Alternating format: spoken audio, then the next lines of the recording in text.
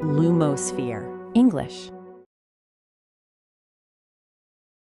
Hello and welcome back to Lumosphere English, where we explore interesting topics to help you expand your understanding of the world and the language. I'm Emma.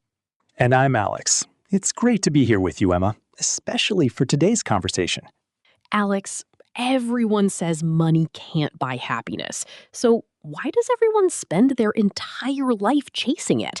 It's a bit of a contradiction, isn't it? That's a really thought-provoking question, isn't it?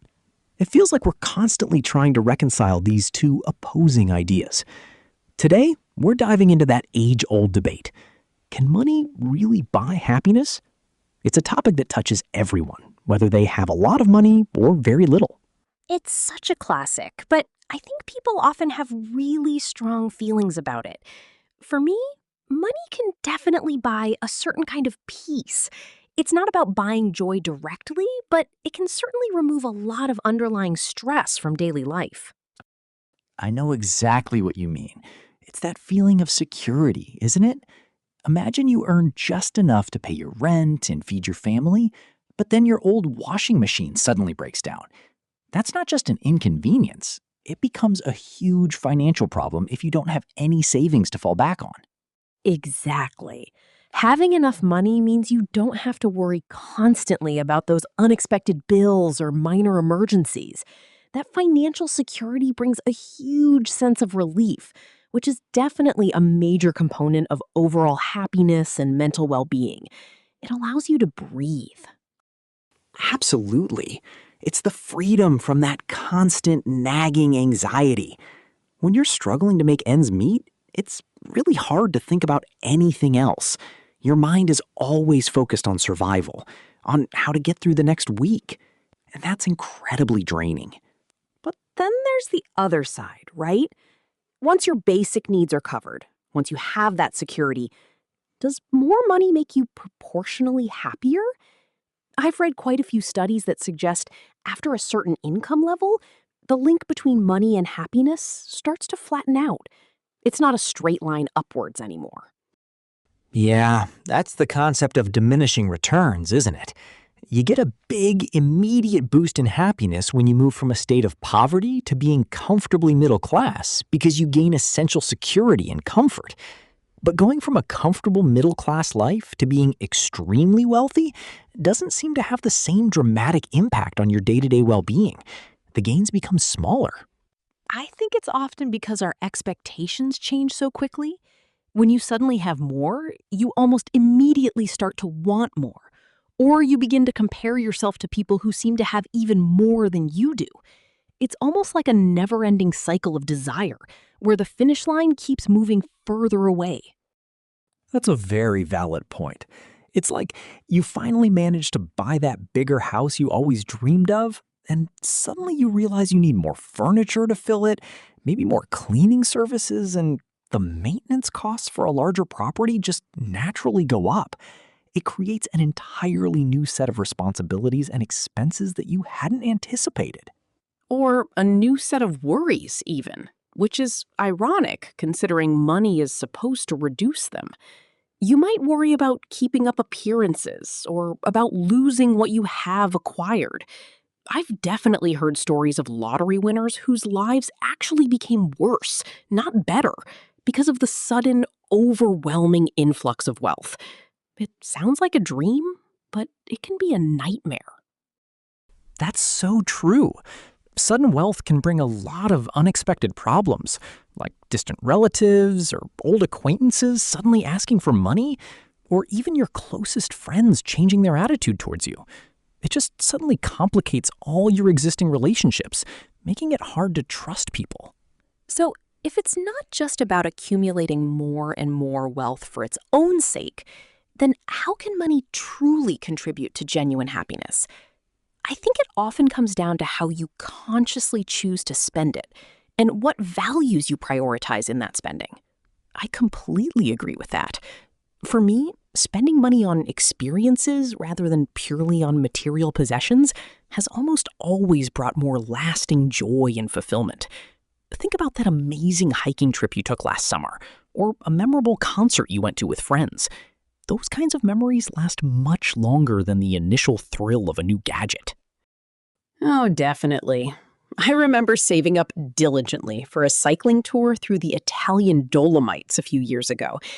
The anticipation of the trip, all the planning involved, and then the actual experience itself, the stunning views, the physical challenge, the shared meals with fellow cyclists, it was so much more fulfilling than any material purchase I could have possibly made with that money. I still look at the photos and smile. And you still talk about that trip with such enthusiasm, right? A new smartphone or a fancy car might be exciting for a few weeks or months, but a shared experience with friends or family, or even a solo adventure that pushes your boundaries, creates vivid stories and strengthens bonds that truly endure over time. It shapes your identity. Exactly. Those moments become a rich part of your personal narrative. It's not just about the event itself, but the personal growth, the new skills you learn, and the deeper connection with others that often happens during those kinds of experiences. You can't put a price on that kind of enrichment. And what about using money to help others?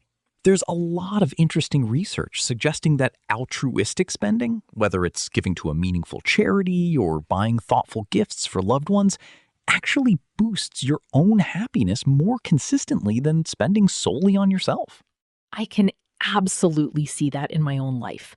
When you witness the positive impact your money has on someone else's life or contributes to a cause you believe in, it creates a powerful sense of purpose and genuine connection.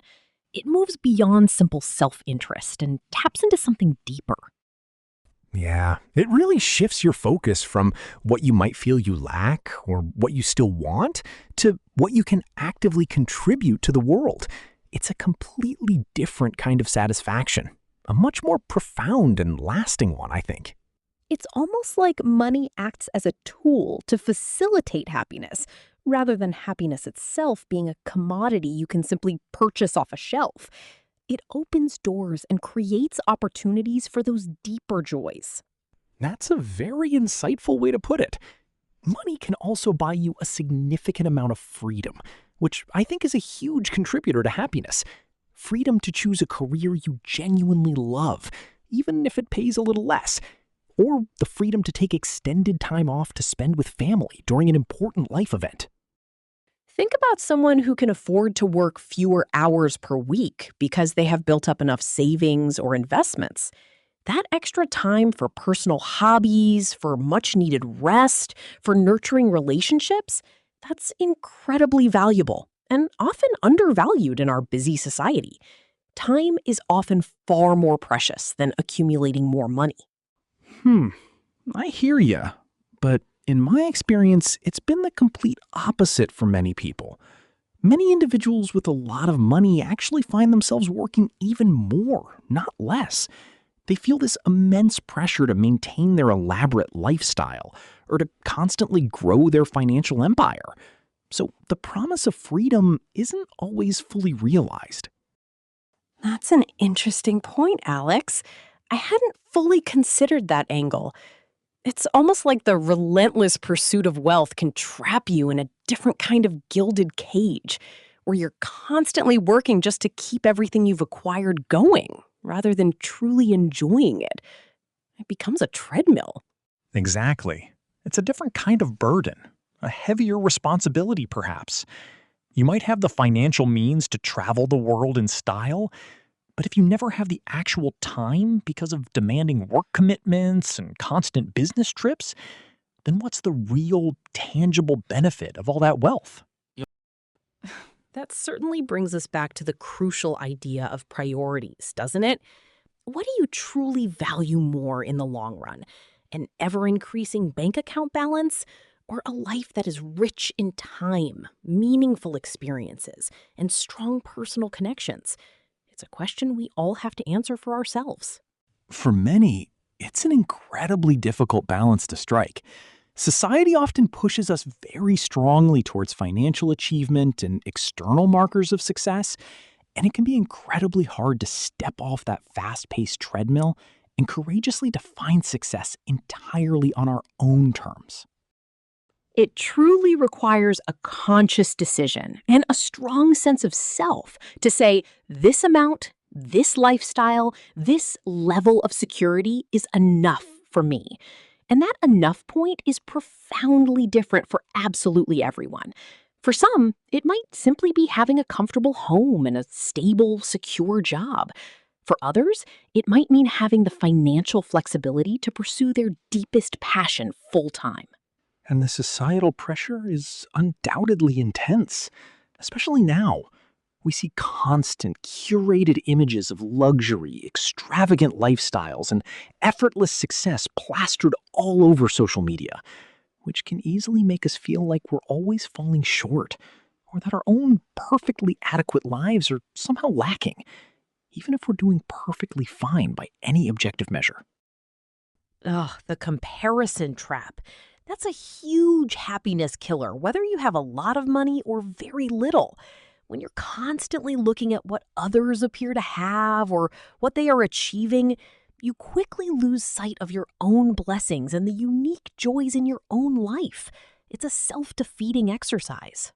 It's a bit like looking at a highly edited, meticulously curated highlight reel of someone else's life, and then unfairly comparing it to your own unedited, sometimes messy, everyday experience. It's never going to make you feel good or content with your own path. It's a completely distorted reality, isn't it? So when we talk about money potentially buying happiness, we really need to look much deeper at the underlying psychological factors and our personal values, not just the raw numbers in a bank account or the size of our possessions. Absolutely. Your individual mindset about money, your genuine gratitude for what you already have, and your ability to effectively control your desires and expectations play a much, much bigger role in your overall happiness than the sheer amount of wealth you manage to accumulate. It's an internal game. So perhaps money itself isn't the direct source of happiness, but it can be a powerful amplifier of existing tendencies. If you're generally a happy, content person, money can definitely enhance your ability to pursue things that naturally bring you even more joy. But if you're inherently unhappy or dissatisfied, money might just magnify your existing problems and anxieties. That's a very insightful perspective, Emma. It's like money gives you a wider range of options, but it certainly doesn't give you intrinsic direction, purpose, or inner peace. You still have to actively figure all of that out for yourself, regardless of your financial situation.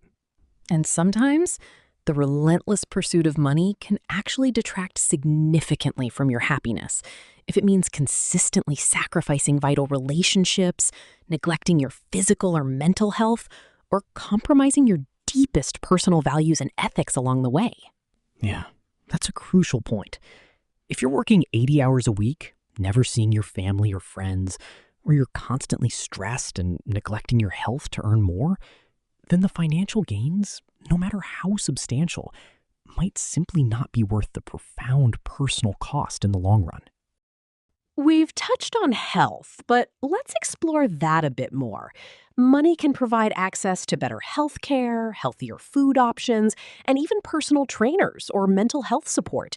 These are tangible ways it can improve quality of life and reduce suffering. That's undeniable. Being able to afford preventative care or not having to choose between paying for medication and paying for groceries is a massive relief. It removes a layer of existential threat for many. And think about the time aspect. If you have enough money, you can choose to live closer to your workplace, cutting down on a long, stressful commute. Or you can pay for services like house cleaning or meal delivery, freeing up hours that you can then spend on things you genuinely enjoy, like a hobby or time with loved ones.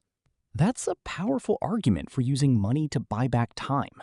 Time is a finite resource after all.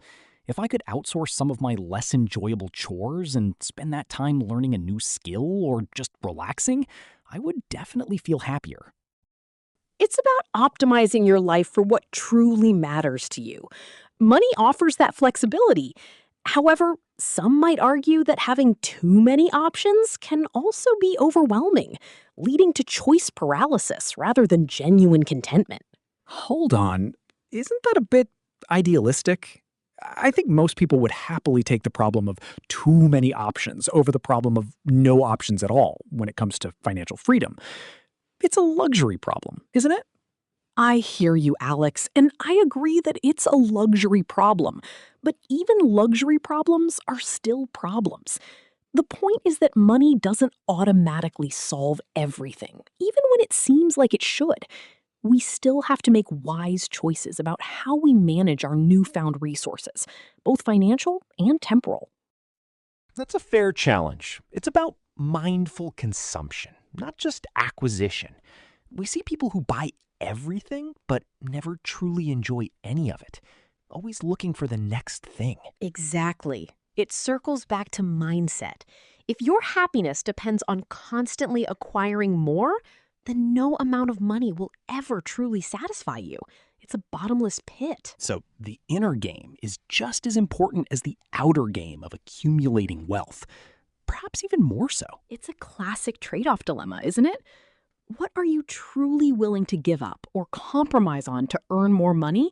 And conversely, what benefits are you potentially sacrificing if you consciously choose a simpler, perhaps less lucrative, but more balanced path in life? And it's not always a clear-cut or easy choice either. Sometimes life unexpectedly throws you serious curveballs, like a sudden illness or a job loss, and you might desperately need money and financial reserves to effectively navigate those unforeseen challenges. True. Financial resilience and having a solid safety net are huge factors in reducing stress and significantly increasing overall well-being. Knowing you have some reserves, knowing you're prepared, can make a world of difference when unexpected things inevitably go wrong in life.